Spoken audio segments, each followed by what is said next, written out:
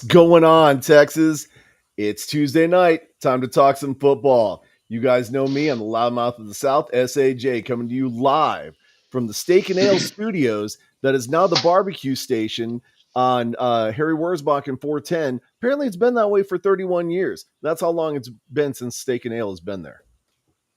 Oh, dang. What's up, everybody? I'm BD. Oh, man, I didn't think of a place to come from today. You better think quick, Uh, son. you know what? Let's introduce our guest, and then I'll think of something.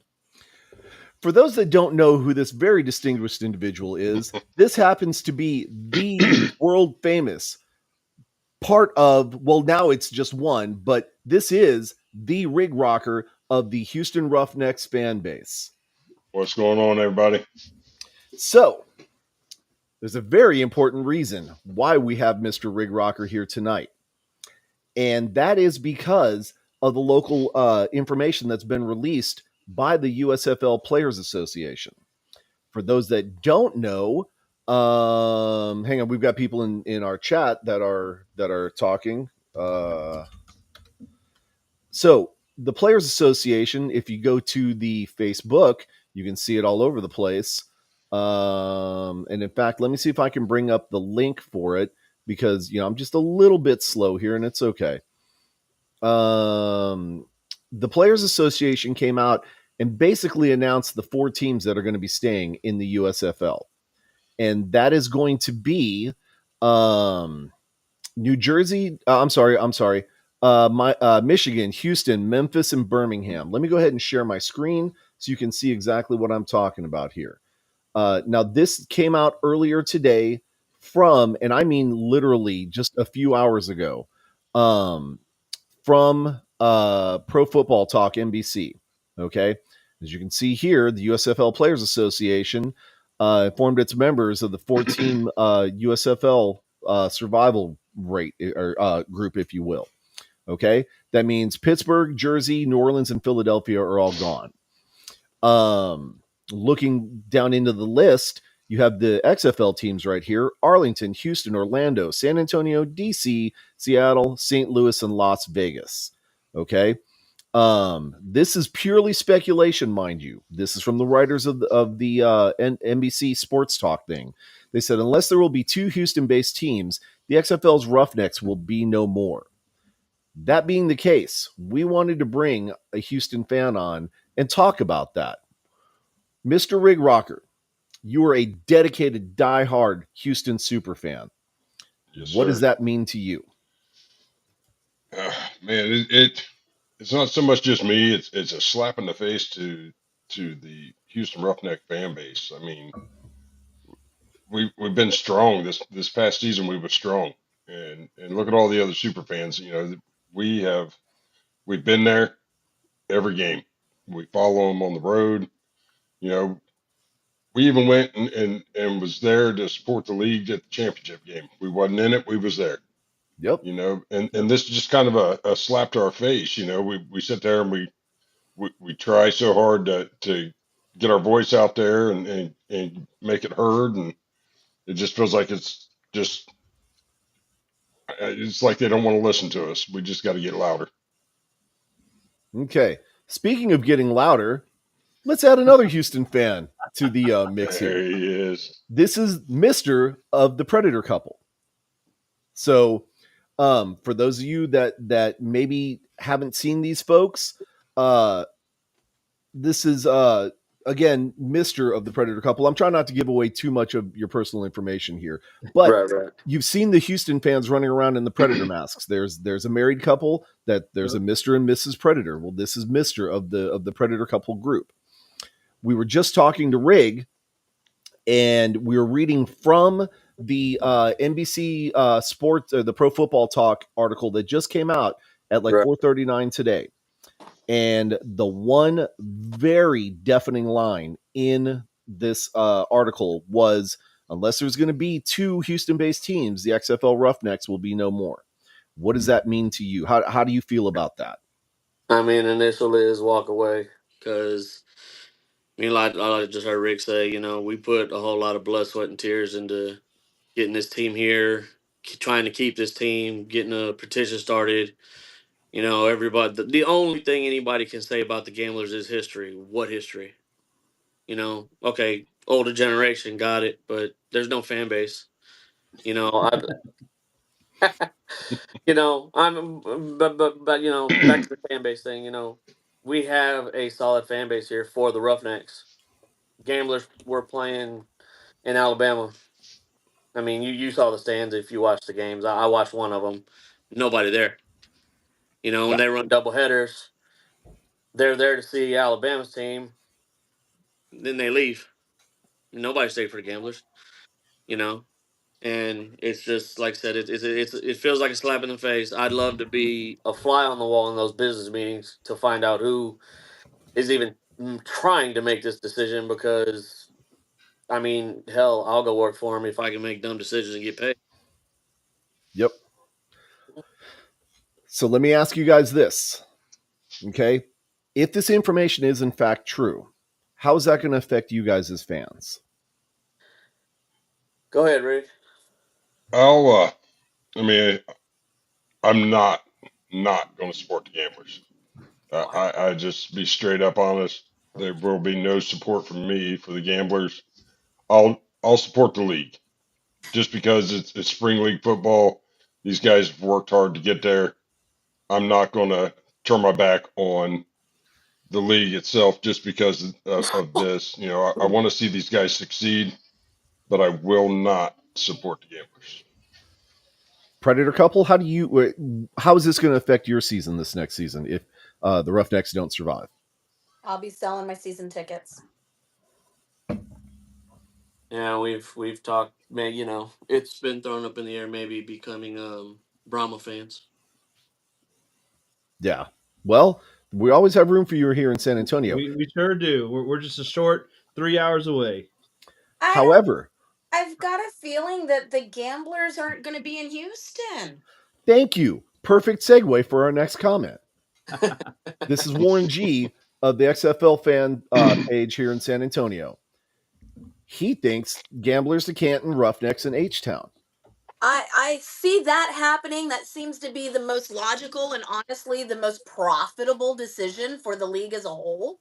The fact that the Roughnecks have a fan base in Houston, its established team is here in Houston, would only draw the logical and financially sound conclusion to keep the Roughnecks here. Yep.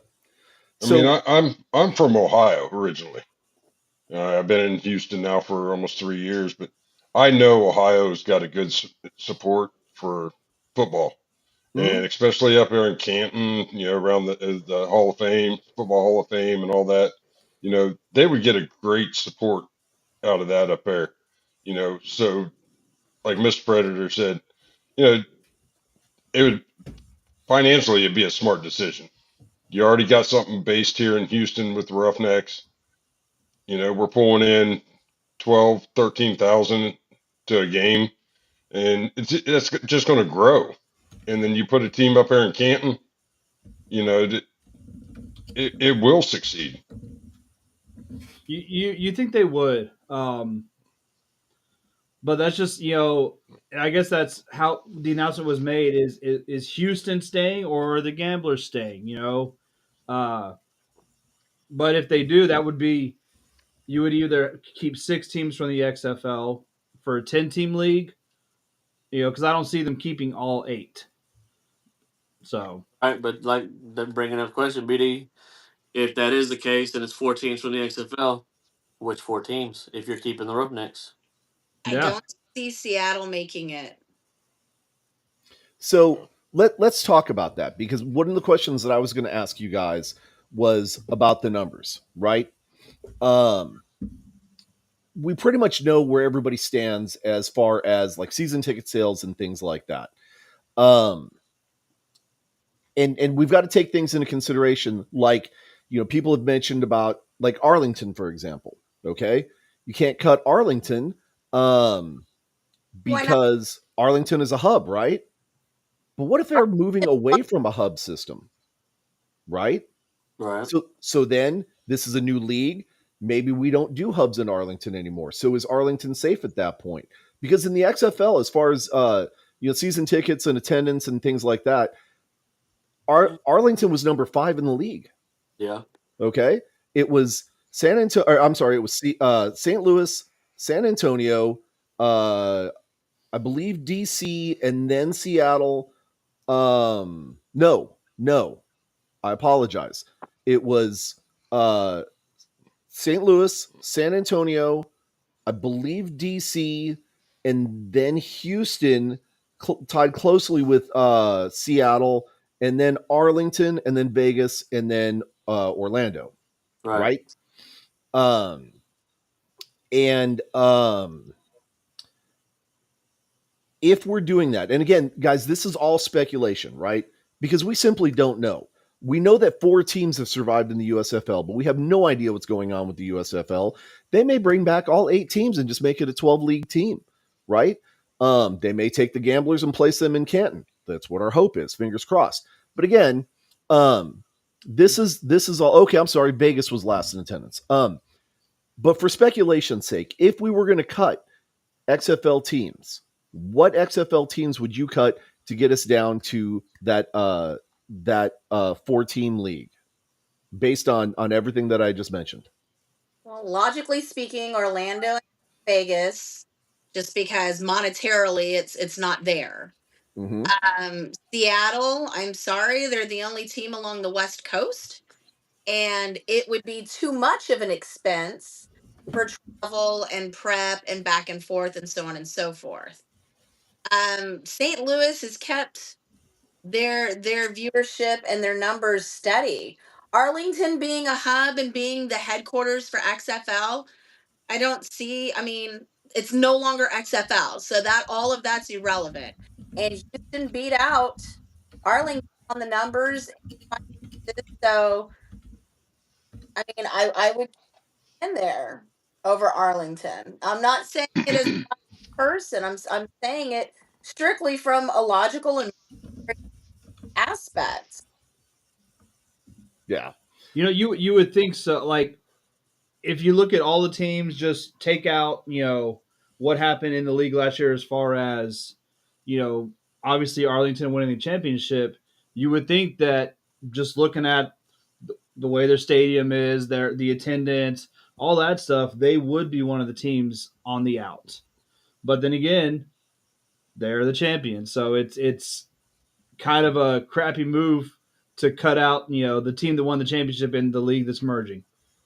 So, Well, here's my thing though. They're the champions of a league that no longer exists. yeah. That's like saying you're the smartest kid in the special education class.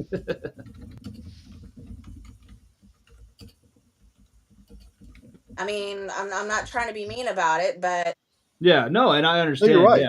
You're right. So here's kind of where, I mean, looking at everything, and Mike G is right. We don't necessarily want to get rid of teams, but let's put some teams on pause until we can figure out a good, solid structure here. Here's the way I see it. St. Louis and San Antonio are in, right? Number 1 and number 2 in season ticket sales, attendance, maybe not viewership so much. I think San Antonio didn't have as good a viewership as St. Louis did. But overall, those are your 2 powerhouse teams, right? And then we've got to include Houston because Houston had 15,000 strong as far as season ticket sales went. Viewership was great. The way the team traveled was excellent. I mean, I know I saw you guys here in San Antonio. We saw how many of you guys went over to Dallas and into Southern Oklahoma and watched the Banditos and all those folks play. I know we saw you guys here in San Antonio for the championship game, and I'm sure you probably traveled to some of the even further away games. We went to Orlando. We went to Florida. Okay, so Houston has to make the cut, right? And then I would say the only other team that really you would have to bring in on that 4 team. I mean, DC makes the cut too, right? Because DC had incredible attendance. They were roughly, I'd have to go back and look at the numbers, but they were roughly around where Houston was. Those folks traveled well. heck, we saw them here at the DC game, right? Captain Obvious, in fact, was at the game. That's the championship. Yeah. Well, at the championship game and at the regular season game, Oh, okay. right? Our last game of the season where we missed that field goal by that much. We're still bitter about that, by the way. Yeah. But A little bit. A little bit. so those four are probably the strongest teams overall. Now, our friend Mike G over at XFL Insider Podcast, he and DeMarcus, well, specifically DeMarcus, put out a lot of good statistics. And I think it's important that we bring this up, and I'm going to share this with you guys so we can see the actual demographics. Why am I going to bring this guy in? Okay, folks, let me apologize in advance for our next guest. You know him, you either love him or you hate him, but he actually has some important things to say sometimes, right? Here he is. Well, why don't you, I have my other partner down there right there too. So why don't you bring him in? There he is.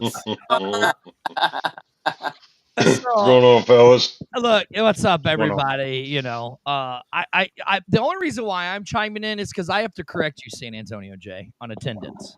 No. Yeah. Because it actually went the Battlehawks. And unfortunately, the way that this merger is looking, the team that we are losing, the Roughnecks, was number 2 in attendance. There's no way. There's the stat out there. They were number 2 in attendance. Here's what I will tell you. And if you guys watch us, you follow us, Arlington hates it because for some reason, somehow I always see this. What we have seen is this thing has changed from day to day to week to week to week to week. You guys here, like if you want, you got guys like this Robert guy and David Early talking about how all 8 teams are safe from the XFL and all this. Well, we know Vegas ain't safe for sure because they don't have a lease in place. Okay. Look, even though it's been reported today, and Mike Florio, whatever you want to say, if it doesn't come from Mike Mitchell, it's not gospel. Or if it doesn't come from Mark Perry, it's not gospel. That everything that's happened with this league is not the merger is not true. But as much as I hate to say it, because there is a really cool event coming on. We're going to get to that. 15th, right? We're going to get to that. Hey, Dirty, can you see the screen? That's not the one I'm talking about. That's not the one I'm talking about. I could see it. Trust me. That's not that. Yeah. You got that from, I know exactly where you got that from. Yeah, the XFL News Hub right there. Look, my arrow's pointing right at it. Let me call Stefan and XFL News Hub. Right. I think I know where he's coming from, though. I know where he's coming from. I'm just saying. I mean, if we're going to talk about, right, San Antonio was not a slouch. Did we have our AAF numbers that would have rivaled St. Louis's? No. Well, no, hold on. I'm not calling to bash any one of these teams at all. I'm not. I know. I just like being antagonistic to you. Here's what I'm going to tell you. And me and Arlington were talking about this earlier today, debating if we were going to do a show. And we're like, no, we're not going to steal San Antonio J and BD's thunder tonight. We'll let you guys do all the talking about this. Well, we appreciate that. I don't see this new league lasting after the next year because of the way spring football has went throughout the years. Here's the thing. They do not care. Any one of these spring leagues, and it's been shown time after time after time again, they do not care about these fan bases. They really don't. To them, it's all about the almighty dollar. Is what it sees. Jersey, say what you want. I've been on the phone all day. I've gotten this from a couple sources, more than one, because I always do at least 3. I just wish that they'd put it out because I'm tired of the pins and needles anxiety and back and forth and different sources. And, well, if the Roughnecks are out, then why are they signing all these letters of intent? But then they're cutting so many players, and it's been nothing but crickets on the side. And all right, Mrs. Predator, here's what I'll give it to. I'll give it to you like this. And me and Arlington have talked about this. and we've never said it public. Arlington, I'm going to say it public. You want me to say it publicly, Arlington, or we might Oh get in God, trouble? what are you gonna do, man? You love to toe the line anyway, Listen, man. So these letters Toe. of intent, Oh no. by the XFL. I love the XFL, as you see, XFL gear. These letters of intent, to me, Ding. makes the XFL look Bush League. It makes it look no better than college football. Oh, that I'll agree with you on. It's that simple. Yeah. It's that simple. Jersey, I'm going to tell you, they're cutting teams. So spring football is dead. Yeah. I'm just telling you, by the way this all looks and the way that things I've heard and talked to people, I got Emo's Pizza I need to go eat. Ugh. Cheese bread. That's the Gross. greatest pizza in the world. Greatest pizza in Whatevs. the world. Little Caesars is better than Emo's. You're a nut job. hey, you about as bad as Jimmy Kimmel. Right. Exactly. Actually, Dave Portnoy had a wonderful review on your first of all, Emo's Who Pizza. cares about David Portnoy, man? You're just Like, mad because he busted your chops on your cheese toast pizza. That's all. it's the greatest pizza in the world. Next to St. Louis barbecue is the greatest barbecue in the world. Oh dear God. hey, I seriously have a photo with me and Dave Portnoy somewhere on my phone, and I'm afraid to even put this sucker out, like for real, like I I would. did before, and I cut time. I was like, no, I can't do that. I would. But A-Train, not to Right. Hey, cut you I off, love Dirty. you, but I'm fat and I got a weight problem. You're lucky Hey, I'm not showing my delete him. belly. Delete him now. Go ahead. Want me to Cut him leave? off. Cut Yeah, him off. just kick Cut him me off. off. Kick me off this stupid show. January 13th, R&R Sports Bar and Grill. You're supposed to kick me off, Jay, as I'm Thank you. Golly, the more he talks, the worse it gets, man. A-Train, give us the scoop, the real scoop now. What scoop do you want to know? You want to know about?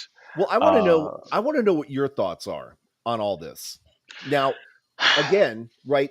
These are just our thoughts. This is speculation. Yeah. We don't really have. We're not the ones sitting in the boardroom making the decision. True. Okay. Very true. So, where are you at with all of this?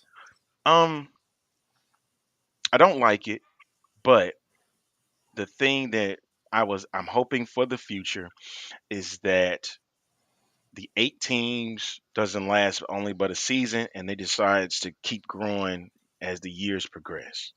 That's my hope. And but right now reality is setting in, like, man, you finna go all the way back to 8 teams again. Or you can't go 10 because you can't put 2 Houston teams in there. And I want the Roughnecks more than anything. The Gamblers just don't fit in this merged league. They don't fit at all. Take the Gamblers and move them to New Orleans. Or That's you can move them to Canton. If Yeah. you're saying if you want to put Canton in this league, then put them there. There's nothing wrong with that. And you can rename them and everything. Call them the Canton Spirituals for all I care. Leave, leave them alone, man. Oh, Lord Jesus! I'm saying, leave the Roughnecks alone, yo. Like, come on.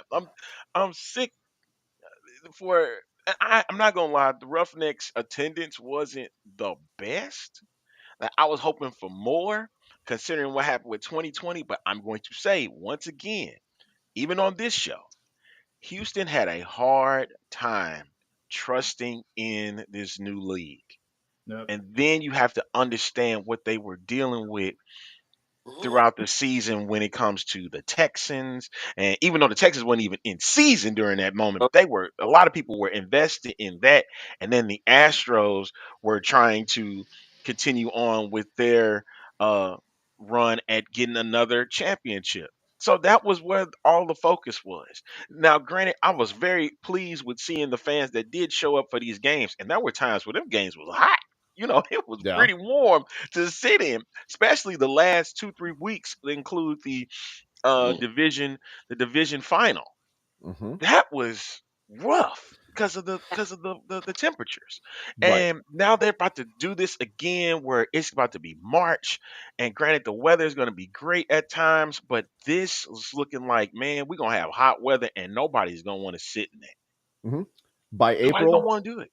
by April, this whole league is going to be useless, right? Well- because most cities that we were talking about here don't have domes like San Antonio or like St. Louis. So who's going to want to sit in 95-degree weather watching football? I mean, they proved it in Memphis. They proved it in Birmingham, in Pittsburgh. I'm sorry, not Pittsburgh, Michigan. They were selling $5 tickets for 50-yard lines, and they couldn't get more than a couple of hundred people in the stadium. I mean, come on. Nobody wants to sit in 95-degree weather. Well, I mean, we do in Texas because we're crazy. And we have a lot of liquid courage at that point. But most people aren't built for that. Most people can't fan that way, So your average, family of four who could get tickets for $20 and watch an incredible game, they're going to spend another $800 on water and refreshments and stuff, and they're going to melt and just be a puddle before halftime, right? So it's not going to work. But liquid IV. Yeah, That's all I'm good going to say. stuff. Oh, Can I throw a quick plug in here for our boy Sion? Yes. We were full of that old smoky moonshine. Yep. yeah. Yep. I mean, he was there. He sponsors our tailgate, and Mhm. it was amazing to have them sponsor, and we were very grateful for it. We're hoping to continue it next year. Fingers crossed. Yep. Nothing 100% until it is, and that's what I keep. Now, I'm bringing up this graphic here from our friends over at it's DeMarcus and our friends over at XFL Insider Podcast. These are all of the numbers crunched together. That means your media coverage, your social media following, Facebook followers, the attendance at the games, everything, right? DC Defenders pretty much has commanding lead of everybody. But look at where Houston Roughnecks are. Number 5 on the list, right? And again, that's taking in every possible metric here, right? Number 5 on the list of 16. Where are the Houston Gamblers? Dead Dead last. last. Pew. They've got less than, if I remember correctly, I'd have to go back and look at the numbers. I believe they have less than 15,000 people following their Facebook page. And it may even be lower than that. Our friend Mike G could probably pop in some of those numbers here in the chat. San Antonio, surprisingly, is not as high up on the list as we thought that they would be. Battlehawks, I'm kind of surprised they're down as low as they are. But that's also because a lot of these folks are just going to the game. Like they don't, I mean, they're on Facebook and whatever else, but they're not wasting time, watching it on TV. They're present at the games, right? They get 30,000 plus at every game, including that home opener where they stomped South Oklahoma. And I loved every bit of it. I was there for that one. But Arlington at number 2. What you're saying? Houston Gamblers, 6.7 thousand followers on Facebook. Okay, 6,700. That's all. Yeah, 6,700. 6,700. Sorry, 6,700. Brian doesn't math very much. Well, and the only reason that's gone up is since this merger talk. We've got people, fans like myself, going over there to see if there's any news on that side of the spectrum. Like they've been signing players and stuff, and that's what I've been seeing mostly is just signees and whatnot. So, yeah. So 6.7 thousand, which is what I said. You just don't listen.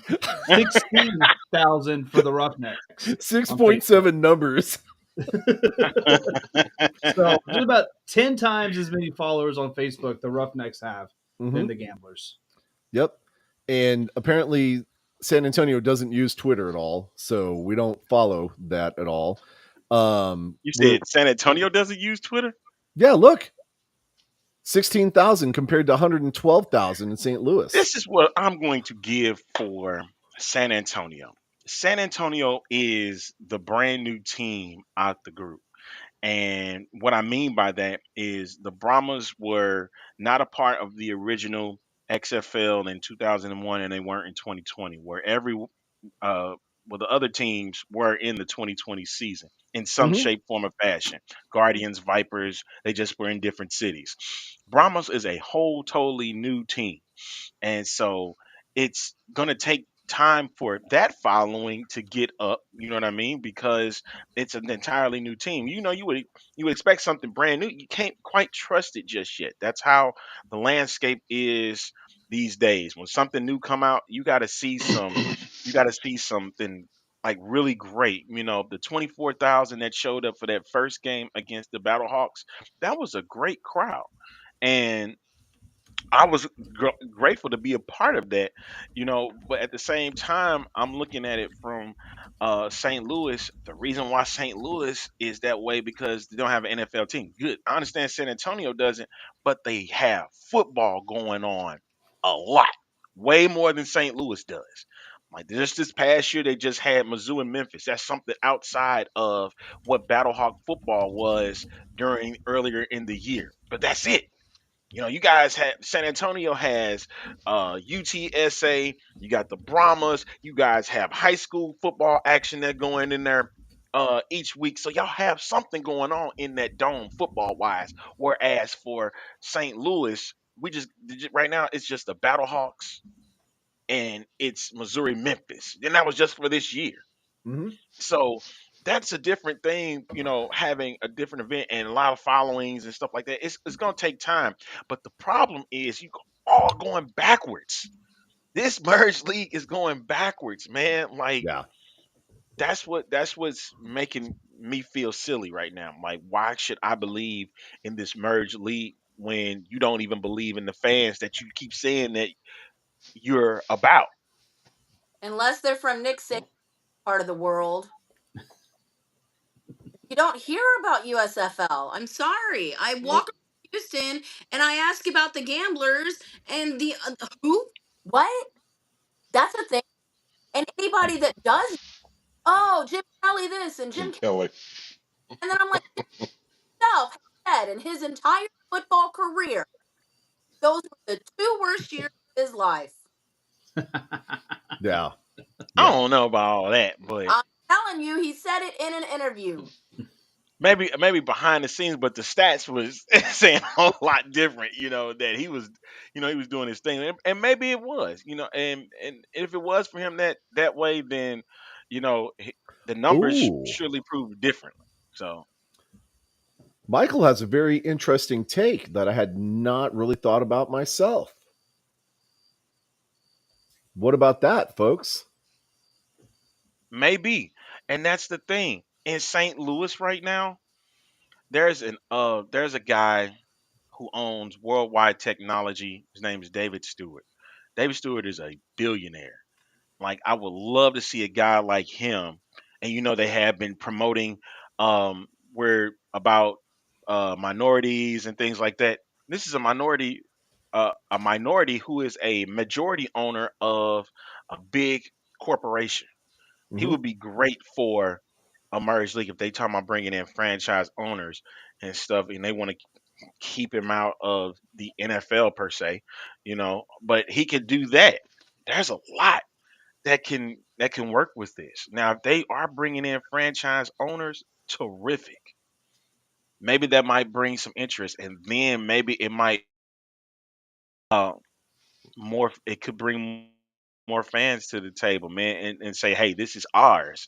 And for the Roughnecks, man, Mattress I Mac. really exactly, Yeah, exactly, yeah. Yeah. exactly. Like as many bets as he put down and stuff. Man. Like, and I love his commercials, by the way. You get this for free, free, free, free, free, free, free. I love it, man.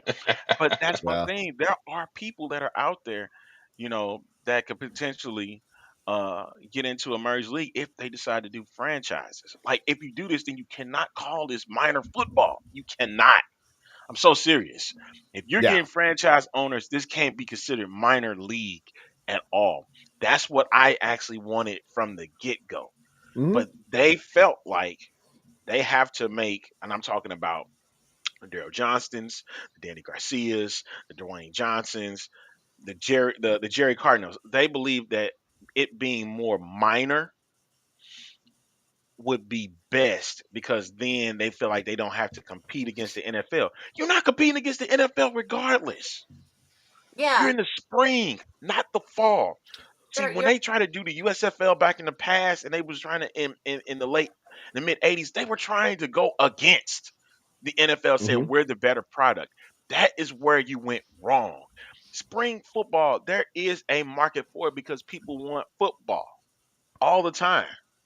People want wholehearted football back, and that's what Yep. it is because you got them guys trying to get that second chance. And I'm sorry, but that is wholehearted football because they are putting everything on the field to show up and show out. They're not. They don't have those paychecks that are guaranteed to last them through the year. Yeah. And that's what it is. the perfect example of that is college football. Look at how much college football has changed once you put all of those dollar signs behind the players. And Yeah. Houston is getting the national championship this year, Mm-hmm. next year. So you can already expect a big boom leading up to that. And then the day of, it's going to be a big boom. Whoever is in the national championship period. So that's going to be something that, it's all about dollars and what works for this. And they Okay. have the groundwork is laid for the game itself. Mhm.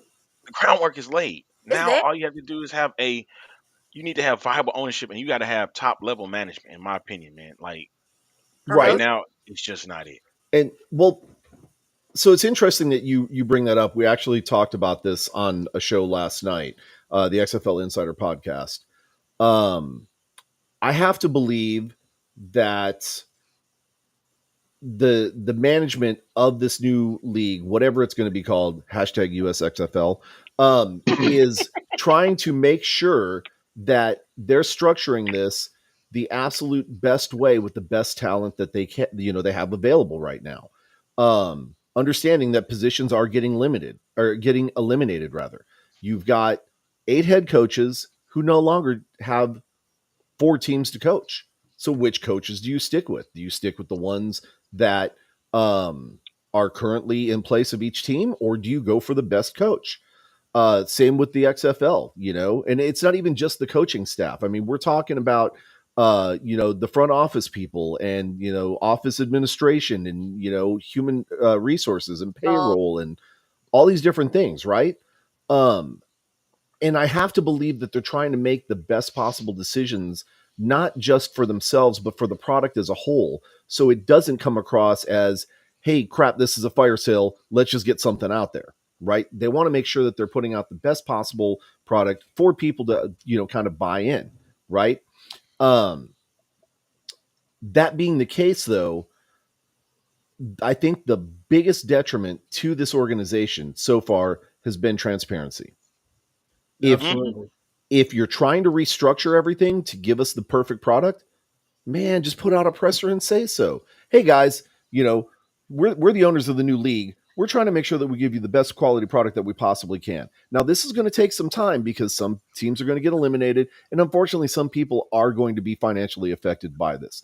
But we want to make sure that we make the best possible choices for our family so that we can give you the best possible product for your family.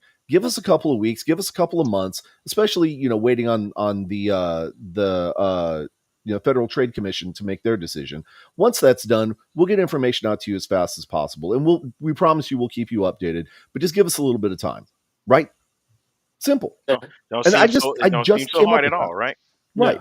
Yeah. and I So, mean, you know, Instead, they're just slamming the door in our face and saying, "Wait." yeah, mhm, we want to put the best possible product out for the fans, but the fans is who we're not going to listen to. mhm. oh, not only that, but they got us sitting like like Dorothy and her clan out there in front of the wizard's castle, waiting to get into the door. I mean, come on, dude. We've already gone through everything. We've done it the first time around, the second time around, XFL 3.0. Let's go already. Please, sir, can I have some more? Oh, Arlington, get out of my head, bro. I knew where you was going when you did that. When you did this, I knew exactly where you was going. Please, sir, can I have some more? Come on, man. But that's what they keep doing. It's like they just keep dropping it, just dropping little nuggets. It's like, okay, yeah, huh, please, a little bit more, a little more, and it's like they're not. And I really am starting to believe somebody had said this on the X Fan show about a month or so ago, and I think it was my man Wayne, the cigar guy. He's a big fan of the show, and he said, "I really believe they don't know what the hell they're doing." I They don't. really am starting to believe that statement. Like, They don't. you have no idea what you guys are doing. And even, did y'all not see the sign on Player 54, like one of the first episodes? The Rock himself said, I don't know how to do a football league, I don't know how to but, handle. but here I am with the project. And get it, I get that. But he said that, so that let you know this was going to be hard work. And granted, Redbird Capital right now, they're trying to acquire Paramount and stuff, and what could that mean for broadcasting in the future and stuff like that. Mm-hmm. But at the same time, y'all have football minded people. 2020's league had football minded individuals. Right. Doug Flutie, Oliver Luck, Jim Calhoun. See, people don't remember when they first was putting this league and getting the groundwork together. Those three guys was a part of that board on what the game should look like. Yeah. Calhoun was in it. Flutie was there. And even though Flutie had decided to jump ship and mess with the USFL and whatnot and support it, well, that's fine, cool. But he was there for that 2018, 2019 when they were putting together the whole outlook for the XFL in 2020. Like it was that's what the whole thing was. Football minded people. Vince said, "I'm out the way. I'm not going to touch it. I'm not going to do anything with this. This is going to be the people that I hire, and they're going to put together my league." And he did that. The only times you saw Vince doing anything during that He wins XFL over there. 2020 was the very first to make the announcement, and then the cities. After that, you never saw Vince You again. never heard from him. Right. But and I have to ask this, right? Because I'm always going to play devil's advocate.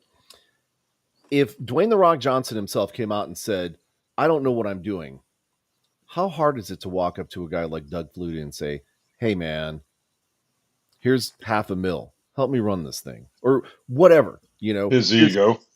here's some Zoa energy drink and some Terra Minga tequila, whatever it is, right? Terramana. How hard is that to say, "Hey, man, I'm gonna bring you on as an advisor. Help me out." Right? It's not that hard. There is no possible way that these folks got as rich as they did by not asking for a little bit of help to get that leg up, right? Well, not only that, but you have a plethora of fans telling you what they want. What they Yep. want. That's Give why it to them.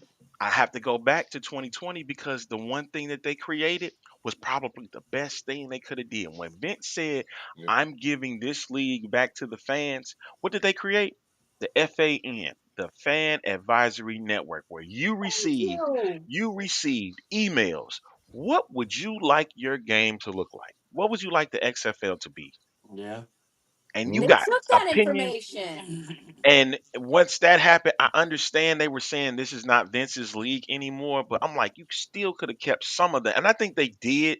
It's just they reworded it and things like that. But it just didn't give that same effect because again, 2023 came and this season came. A lot of people did not trust The Rock and Danny's XFL league like they did with Vince's 2020 league. The only thing that killed it was COVID. Yeah. COVID True. killed it.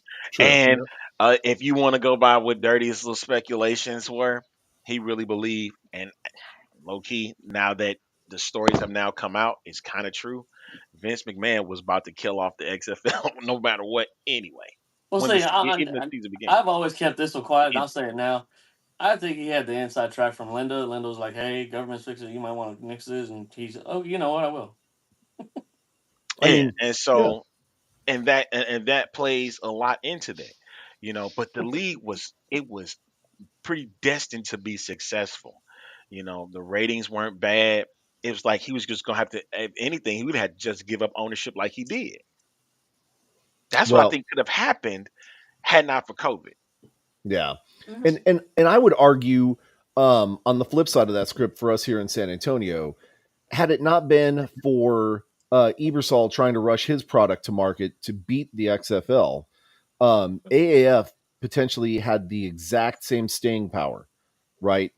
If it wasn't for the finances, because the quality of product, the way it was structured, the faces that were involved in the organization, all everything was there for it to be successful. They just didn't have the financial backing. Could they? I mean, if they'd have brought in like a Redbird Capital or a Dwayne the Rock Johnson, for example, at that time, somebody to back this thing financially to make it happen. I do truly believe the AAF would have stuck around. They they just had the wrong person. Mm-hmm. And Yep. unfortunately, it was Reggie Fowler who wound up going to jail. And you are like, sir, you are very correct about this. The problem though with Ebersol had brought in no, it wasn't a problem. The thing was when he brought in football minded people. Mm-hmm. And bringing Troy Polamalu, bringing in Hines Ward, and Right. bringing in Justin Tuck, and bringing in Jared Allen, bringing in Bill Polian. That was perfect. And I'm like, oh my God, we might actually have some there might be some competition between spring football leagues. And it should not be a problem. Mm-hmm. But the problem became for Ebersol was he found the wrong person to finance the AAF. And then the other thing was I learned from Dan Kaplan, who we've had as a guest on our shows. He literally sat there and said that Charlie Ebersol was not in it for the football, for the AAF. He Yeah. was in for the technology. That's what he was in there for. And that the football was a bonus per Yeah. se. Well, and But Well, it that's wasn't he wasn't in there for the football at all. He was just in there for the tech. right. exactly, You And know, that's exactly what that's it was. all it was. As that's soon as he exactly got his what handle on tech, he bounced. right. Well, Tom Dundon was the guy who came in Yeah. and Right. bought the tech basically and bounced. Hmm. Um, and I'm so grateful that his Carolina Hurricanes have sucked ever since then. That's what you get, And you know right? what? You know what? I can't get mad at Dundon because the person that was the scapegoat in all of this is the man that created the league, Charlie Ebersol. Mm-hmm. Like nobody is giving him. And I remember myself giving Dundon a lot of shit for leaving the league. The way that it was because it was good football. No. And he was like, I'm not doing anything with it. But that was because when we learned down the line is that Ebersol was uh, sh- was straight up false on a lot of stuff with the league. Mm-hmm. And then he made one statement and he wasn't making no payments on none of that. That's why that documentary that came out a couple years back, they were able. I can't find it for the life of me no more. It was on Prime, and then they took it off of Prime. But Yeah. it was gaining some traction, like on what was going on with the AAF, and I was very pleased at how they was able to get so much so quickly. You know, from different people. And wait till the stories come out about spring football when all of this is said and done. And I hate for it to just end, but when it does, boy, the stories that come out, the documentaries that's gonna surround this, it's gonna be impeccable. Always gonna be impeccable, Yeah. impeccable, no question. But yeah, that's how I look at these leagues, man. Like Jason, you said the right stuff. Like, you mean to tell me you can't find anybody football minded that can help make this work, that can even have somewhere near where 2020 was, and that way this can actually be led on to the future. But we got to have the minor mindset because it's a major type of league anyway. Because these are guys, honestly, they may see the NFL, but they're not gonna get what they want out of the NFL. They're gonna be like, I might as well stay and play in this league, and I could be a stud here. That's what I was That's looking what AJ for with. McCarron did. That's what I was looking for with this league, with XFL, with USFL, even with this merger that they're putting together. You don't have to be. I understand the NFL is an end all be all, and I get that. But at the same time, be a star. Build yourself up as a star. Mm-hmm. And because not a lot of people remember, before Warren Moon got into the league, he had to play 5 years in the CFL. Mhm. just to get noticed. Yeah. 5 years, and Well, he My was a big thing stud. is my big thing is quit trying to reinvent the wheel. Exactly, Just exactly, stop. Quit trying to reinvent the wheel. exactly. yep. So flashing back to the AAF days, and I know it's a defunct league. It's hard to go back to that and draw a lot of positive things about it. But like you said, A Train, Ebersol surrounded himself with football minded people, right? Yep. Brian and I were there at the home opener. Guess who else was there on the field? Who walked out and did the coin flip? Ebersol. Well, no, none other than Mr. Troy Aikman himself. Okay, That's right. who else is going to be better suited for football and talking about football and supporting football than Troy Aikman? Why couldn't The Rock make connections with people like that? Why couldn't he make connections with, well, this is probably a bad example, um, at least teaching you how not to do things with money, but Brett Favre would be a good example for that. Um, I took the shot. I don't care. Okay, come at me, bro. Steve Um, Young, Johnny Manziel. well, Johnny Manziel should be like a Luis Perez and killing it in spring football. That's Yeah. where his skill set is, He right? could be if you wanted to actually learn a playbook. Right. If he could, yeah, if he sat Mhm. down and actually studied it Hmm. instead of going out the night before like he did in college. No. Right. But as far as advising somebody on how to run a league, right, you want to go to the people that actually know stuff about it. Uh, uh, uh, what's his name in Michigan? Mark Cuban would Harbaugh. be a good one. Uh, Harbaugh would have been. you just I made me throw up a little bit, dude. Greg, I No, know, I wouldn't Uh, touch Cuban with a you're 10-foot pole. not right now. You wouldn't, but it'd be fine. The point I'm trying to make is that there are a bunch of people that The Rock could have surrounded himself with, right? And could have made this successful. Danny Garcia could have reached out to these people and said, here's some money, help me run this thing. Being that she really is kind of the face of the business side of things, and The Rock is more the face of the entertainment side of it, The right? PR. Right. So have Danny Garcia reaching out to these folks, understanding how to run a football business. There's, I'm sorry, but if I didn't know, if I opened up an oil change shop and I didn't know how to change oil, that's on me for not learning how to run my own business. Okay. So Danny Garcia, and this is not a shot towards her or anything like that, but it would have been in your best interest when you guys decided to partner with Redbird Capital and purchase the XFL, and that purchase went through, immediately get on the phone and start calling people and saying, hey, now that I own this, what do I do next? How do I structure this? How And can I here's make my this thing. successful? I'm gonna say this about that. I really think she was, because she said herself You think so? she was watching the XFL in 2020. She says it, and that she was inspired by what was happening when she heard that the league was up for sale. That she called Dwayne and said, "Hey, I want the XFL." Now, also being what came from that was her. Remember, she works for Fortune 500 companies anyway. She um acknowledges, I think she was doing something with Forbes, and not only that, her how big her entertainment company is, Mm-hmm. so I think she really was looking at the XFL as something that she would want to be a part of if she didn't own it. And so I really think she was already in tune with what was going on. It was just getting to it and, finding people to do it. Like, she went and got football people to, do this. Russ Brandon is a football guy, you know what I mean? But I think we were looking for more, kind of like with the AAF and what 2020 did with the XFL. That's what we were looking for mostly. Mm-hmm. And they kind of cut a lot of that short. And remember, it was a rush job to get everything done. Yeah. That was Yeah. my thing.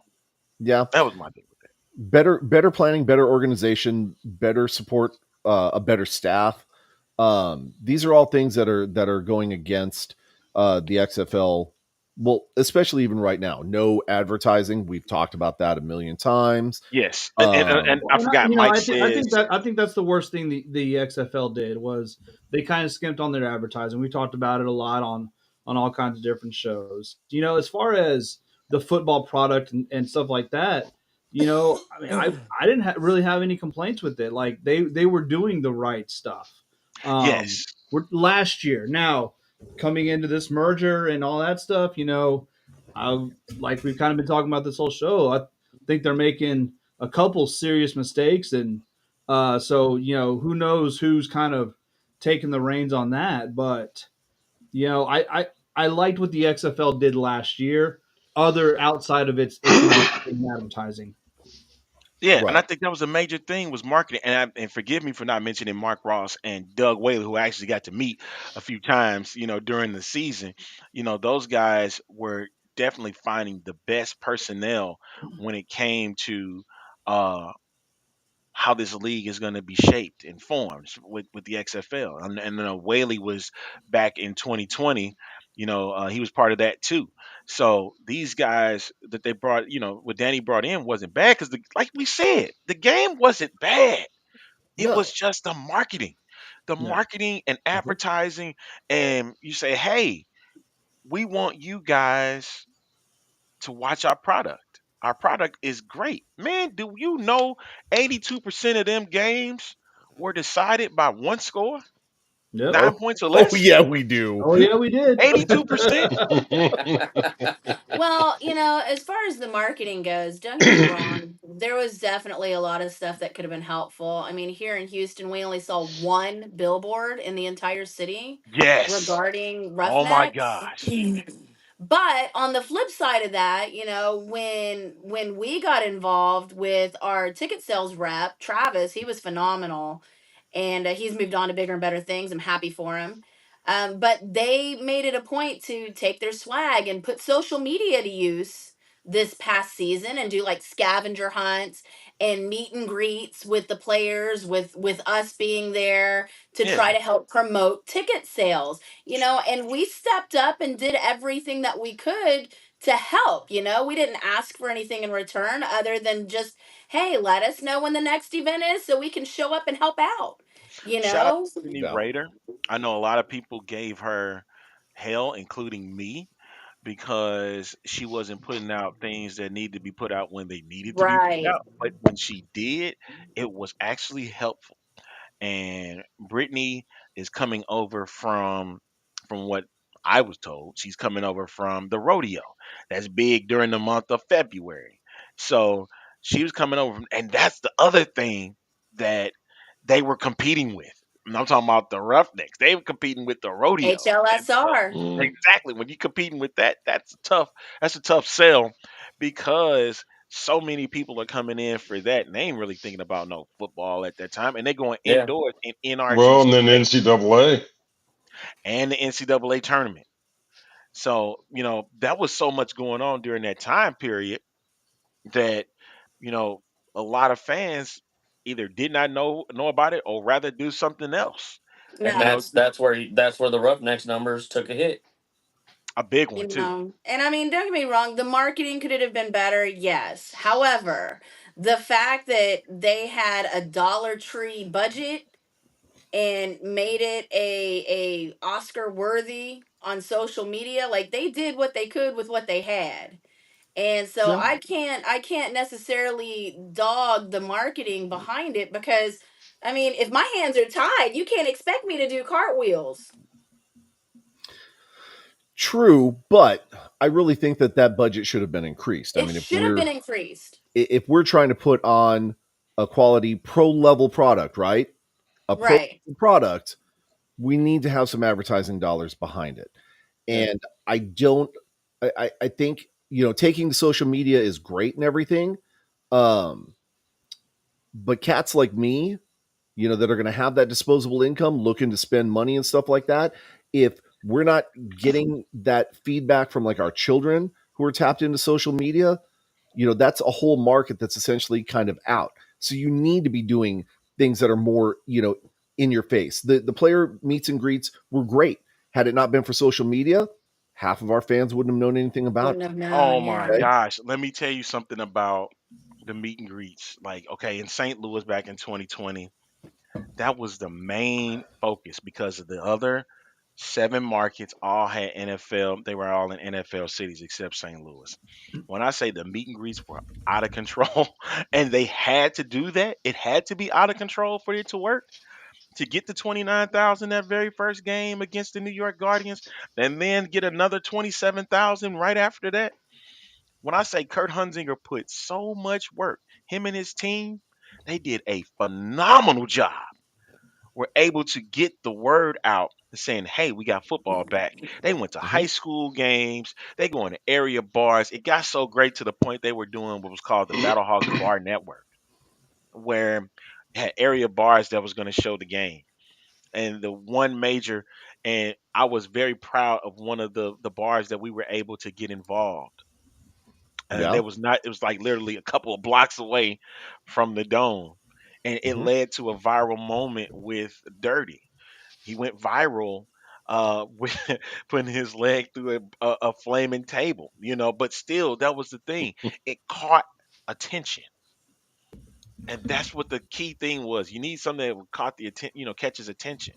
It got on Sports Center. You know what I mean? So I'm like, hey, those are the things that you need to make this product work again. Right. And it was like it was few and far between. They put some out there, but it was like we said earlier. Please, can I have some more? That's what it was. We never did exactly. We didn't get it. Hey, speaking of flaming tables, though, I do believe I owe you guys a flaming table leg drop because, you you got to deal with that with yeah, Dirty, man, because Dirty and you I did have an agreement. It was a you gentleman's did. agreement. If St. Louis won, I was going to have to do a leg drop on a flaming table. God So bless your legs and the rest of your body when you do this. I just need some of that old smoky liquid courage, and I can do anything. Mhm. Hey, Shameless so plug. hey, Our tailgate sponsor will hook it up. If San Antonio and St. Louis, if San Antonio goes to St. Louis, I'm gonna make sure I'm there for that. Okay. I'm making sure I'm in the house for Bring that Well, the one, whole so I can see. caravan. Oh man, you you saw from the videos and from my live feed and all that stuff. I'm not afraid to go to St. Louis in my Brahmas gear in a game that I have no connection to whatsoever. So I'm definitely not going to be afraid to show up when we play you guys in St. Louis. all right, So, sounds good to me, man. Sounds all right. good, man. So, the one parting thought I want to have on this segment before we leave, and this is specifically for our Houston fans, but for all fans of spring football in general. Right now, all we know is what was leaked through the USFL Players Union to NBC Sports, and that's that 4 teams potentially are going to be surviving. That's not saying where, that's not saying how, that's not saying anything other than those 4 teams are surviving. So we know the Gamblers do not have a home yet. So unless something has changed that our sleuth fans have not dug up yet, the Houston Gamblers still don't have a home. You know Okay. what would be hilarious And though? they ain't gonna have a home if they are here. So the rumor was that, or that, the Roughnecks were trying to work out a deal with Rice Stadium, stuff like that. What if now the Gamblers go to the Rice Stadium? They're like, nah, we would have rather had the Roughnecks. We're out. So it's funny that you mentioned that. And our Houston fans can speak to this. Yep. But that's essentially what's already been said. That's Rice did do that, BD. yeah, Did they? that Yes. that is kind of I mean, I haven't seen anything specific to back that up, but I've heard it from too many Houston fans to believe that it's more that it's just a rumor. There has to be Basically, some truth to it. it's Roughnecks have the numbers, they've proven it, and we will stick with something that's proven instead of taking a chance on something that might possibly happen.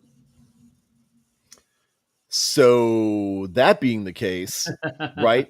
And then going back to the investors, where people were talking about investors earlier in the show and everything, it would be a fool's errand to chase after the gamblers and try and put them in Houston and isolate, 15,000 plus season ticket holders that are willing to show up to I support mean, you would the almost Roughnecks. say that it's a gamble.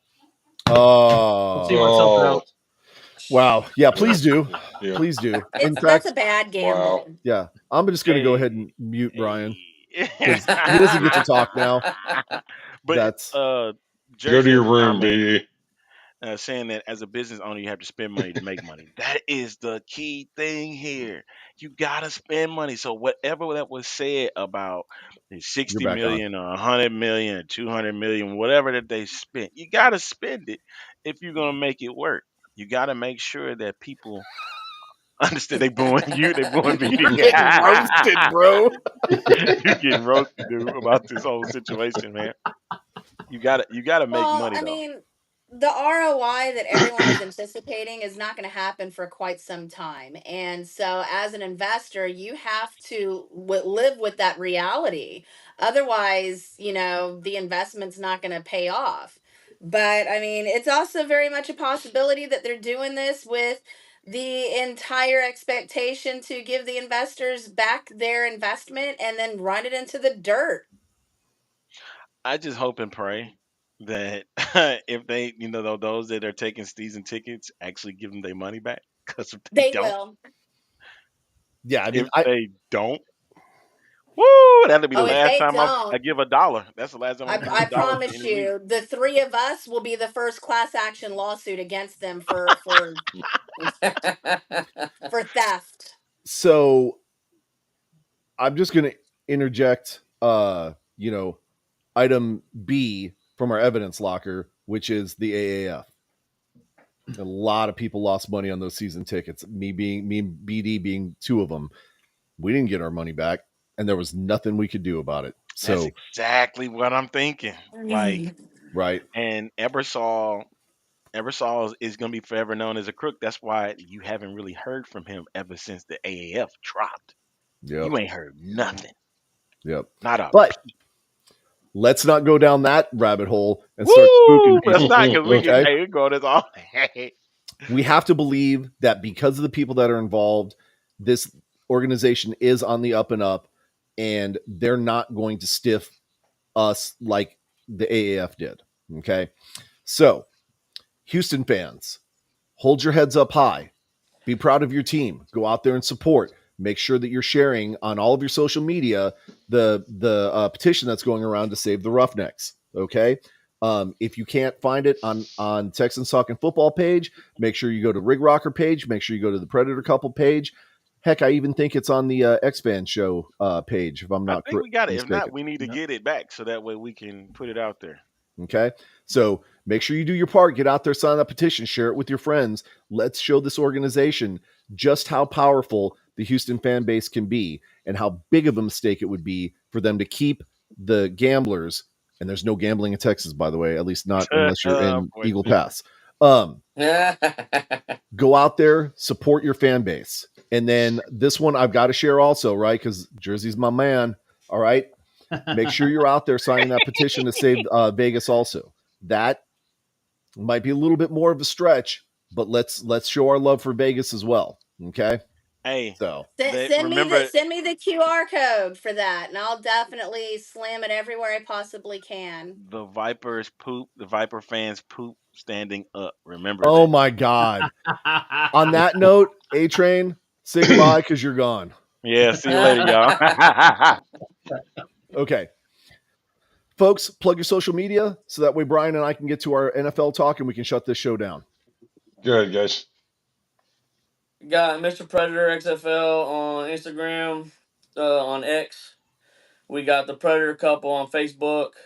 She got Mrs. Predator on Instagram. Hit us up. We're still here. Like you said, we're keeping our heads up. We're not giving up on this. I mean, See that? Scan it now. Sign this petition. we've been heard. We've been seen.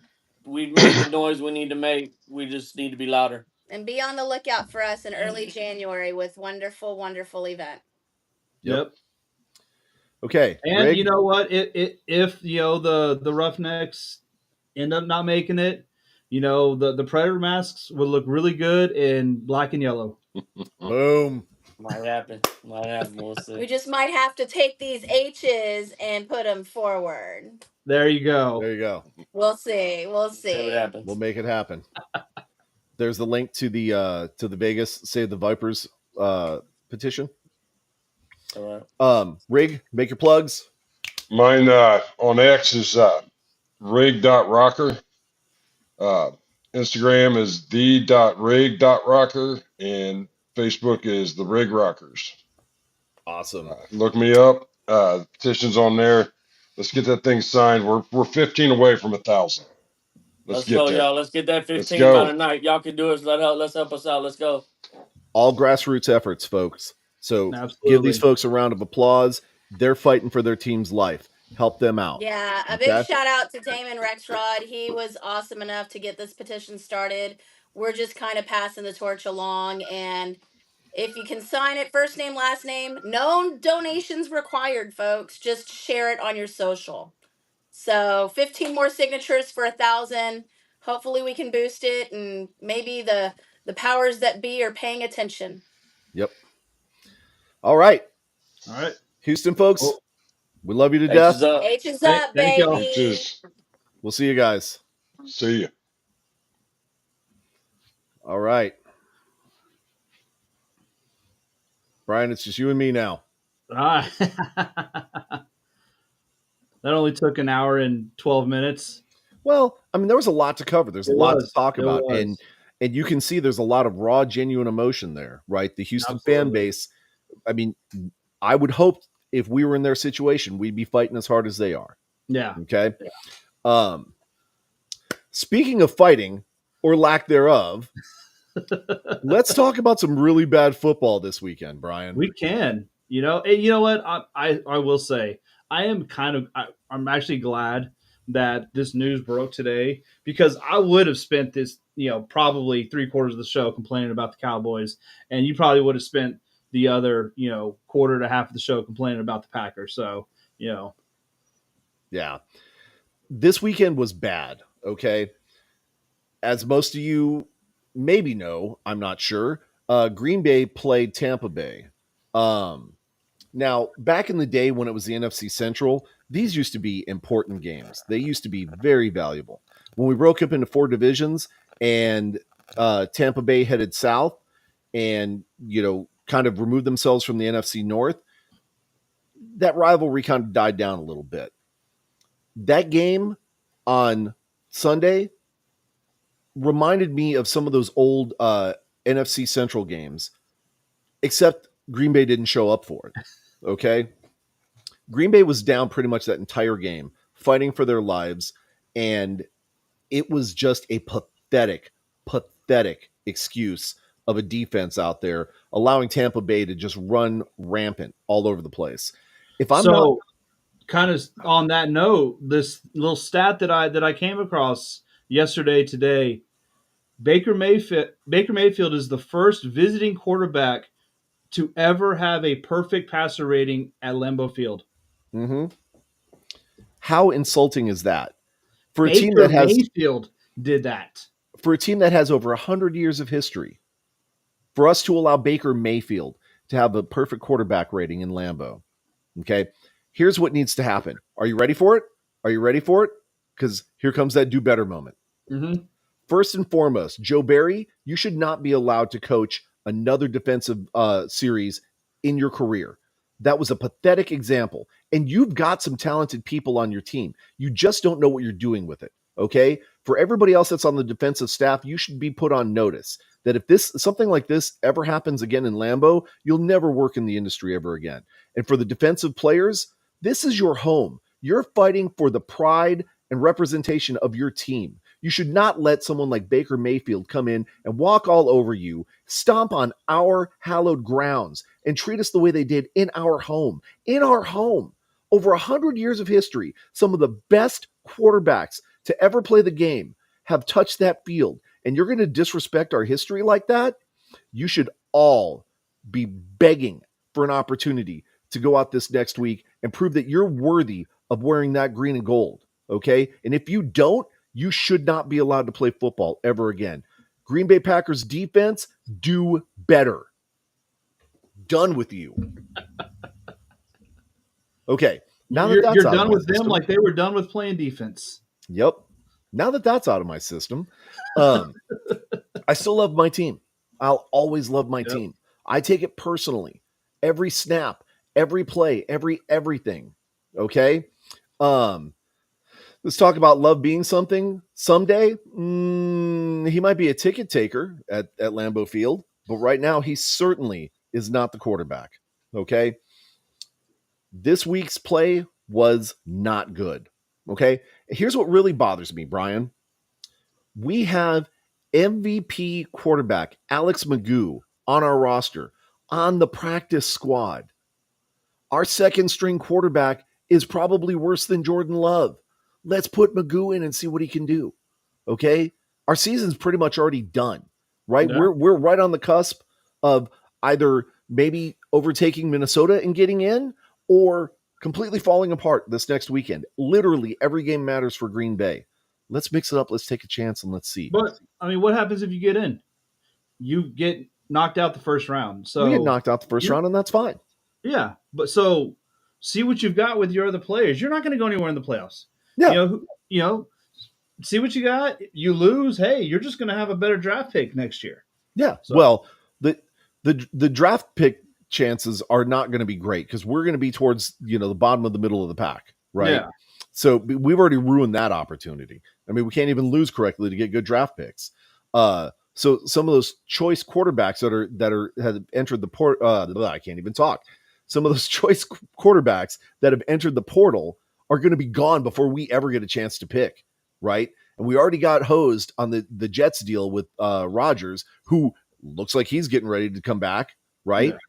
Yeah. And so there may be still potentially a chance for the Jets to make a run into the playoffs. There's all these things that are against Green Bay. So let's defy traditional logic, okay?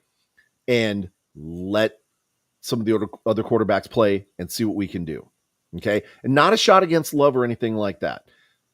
But he's had his chance to prove himself. And he keeps doing the roller coaster thing, okay? Up and down, up and down. And so you can't blame the receivers. Which, that's to be expected for a guy who's starting his very first season. I mean, not everybody is going to be Aaron Rodgers coming out off the bench for a few years. Most players are going to have a rocky first season. Brian, this is not his first season. It's his first season starting. It's his first season starting, but he sat behind Rodgers for 3 years. And he's had gameplay before.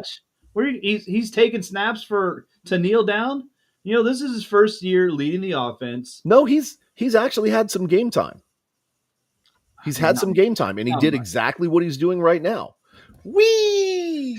Okay, so I'm sorry, man. Like I've said it before. Like I was starting to buy in, and it's gone, man. It's gone. Yeah. He is my Dak Prescott. Speaking of Dak Prescott, let's talk about some Dak Prescott now. What happened, Brian? I mean, did you guys even show up? No, we did not.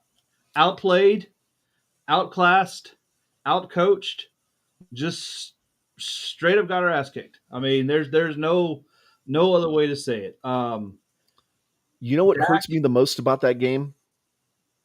You guys have Al Harris as one of your defensive coaches. Al Harris, Green Bay Packers, Super Bowl winning Al Harris. And you got schooled like this. Man, it was bad. I mean, just defense couldn't do anything. You know what? I say we couldn't do anything except for the one play where we punched the ball out of Diggs, caused a fumble, but McCarthy didn't challenge it because they called that his knee was down. Buffalo runs to the line to snap it fast, and McCarthy's sitting over there on the sidelines, looking at his freaking cheeseburger menu, not wanting to challenge the play. So, yeah, I mean, and that was when that happened. It was 14-3 or something like that. Like it was starting to get out of hand, but that could have been a major turning tide in the game. Yeah. So it was absolutely boneheaded coaching decision to not challenge that play, because I understand normally he's getting the calls from the people, saying, hey, challenge that, it's close. But in a game position like that, Buffalo's running up to the line, you got to make a decision as a coach. Hey, I think that was a close play. There's a reason Buffalo's running up to this line to snap real quick. I should probably throw a challenge. Oh, speaking of challenge, it's a challenge to find any love for love right now. Not Yeah. going to lie. Okay. But we've seen Dak do some incredible things this year. Okay. And I'm not going to jump on the Dak train. And I know you're not going to. I mean, I've asked you this before, if he was the guy or if he was getting close to being the guy, and you've said no to both. But compare 23 Dak to 22 Dak. Have you at least noticed improvement? He's playing good in the regular season for some games. He's got two really bad games against two really good teams. Um, uh, so yeah, he played great against Philly. He played great against Seattle, and he was outside of before last week was probably neck and neck with Purdy in the MVP race. Unless Purdy has a game or two games where he just plays like absolute crap. Dak's lost the MVP, but then you got Lamar, Jackson, who's kind of creeping up there as well. So Yeah. uh, That but I'm I don't care about Dak in the regular season. I don't care what he does.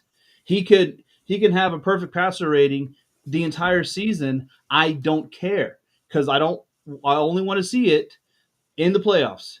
Give me good Dak when it's winning time.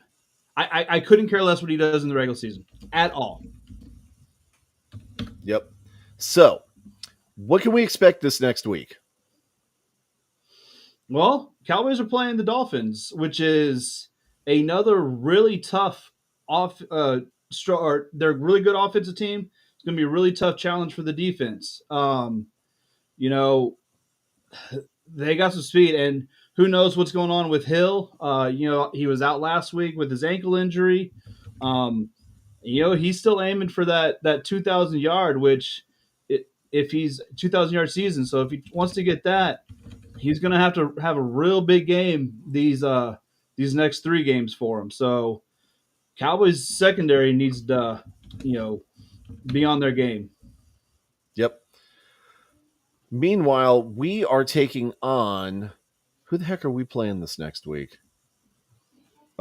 Schedule. I don't even remember. Oh, hang on. You know what? It would help if I go back to the main page and look up the Aren't information. y'all playing like the Vikings or something, or have you played them twice already? We have not played them twice yet, and that's going to be a painful one because the Vikings are coming off of a loss this last week, and so they're going to be hungry. They're going to be looking to Yeah, but they suck now. Like wow. You're not wrong, but their eyebrowless quarterback lost his luster, and they put in some other dude, and he played okay, but yeah, they've tried this the experiment. It worked for a little while, and then things kind of fell apart, right? So, that being the case, oh, you know what? We've got Carolina Panthers this. Oh, next y'all got week. that right, and then we're playing Minnesota and you one of the few teams that's a bigger dumpster fire than y'all are. So wow, you're not wrong. It's bad, but here's the nice thing. But you know what? Carolina's actually coming off of a win this week.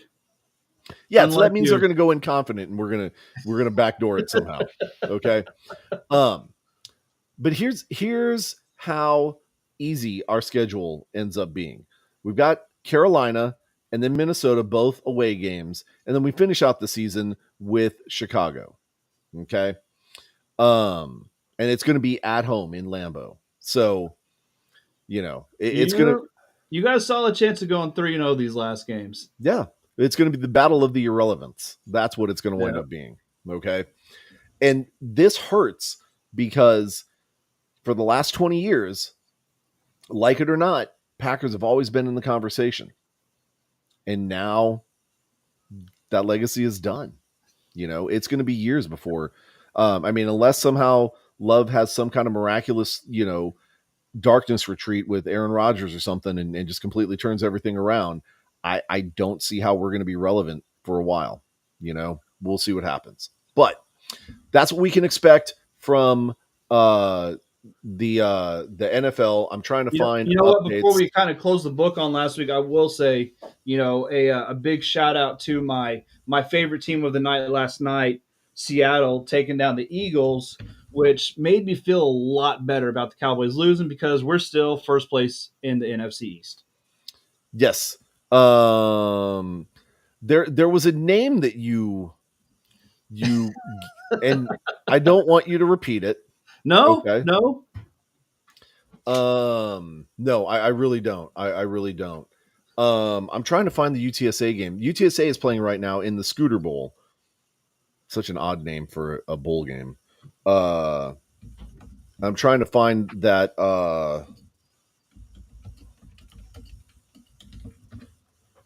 college football scores 2023 season. See if I can find this Scooter Bowl. Oh my gosh, not good. Oh, really? 11:26 left in the second period, and Marshall is up 14-7. Well, I guess that's not bad. That's only one score in Yeah. the second quarter. Come on now. Yeah, but Marshall, UTSA was held scoreless in the first quarter. So, and Frank Harris, I don't believe is playing. So, that's a little bit scary for UTSA. Is he not playing because he's injured or?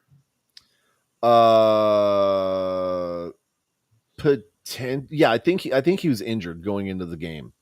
Okay. I'm trying to see if I can find out updates on where Harris is at. Okay, yeah, he's missing due to injury. Yeah. So, who is the quarterback tonight? Oh well, we'll figure all that out in a little bit. McCown. Okay. I'm definitely going to be turning that game on here in just a second, right? Hopefully UTSA does get that bowl win, as we talked about before. This is their fourth visit. Pardon me. I believe this is second or third for Trailer. And so we got to get So I thought it was the fourth for Trailer, fifth all time. That's right. That's right. Yeah, fourth for Trailer, fifth all time. This would be his first win if he seals that win. So UTSA has come from behind before and pulled off some surprising victories. Haven't really done it without Harris, so it's gonna be an uphill battle. But hopefully this is the night. So fingers crossed, birds up. Make sure that you're wearing your UTSA gear. Next Sunday, I guess you could be wearing your Cowboys gear. I'll be wearing my Packers stuff. And I'll probably be crying in a Leinenkugel, but it'll be fine. It'll be fine, right? It'll be fine. All right, Brian. Anything else for the fans? That's it, man. This was a fun show. I appreciate everybody jumping on and chatting with us. We got a lot of passion, a lot of opinion. So really appreciate everybody for joining us. Yep. So from the mighty, mighty city, Military City, USA, San Antonio, go Runners, horns forward. We'll catch you guys next time. See you guys.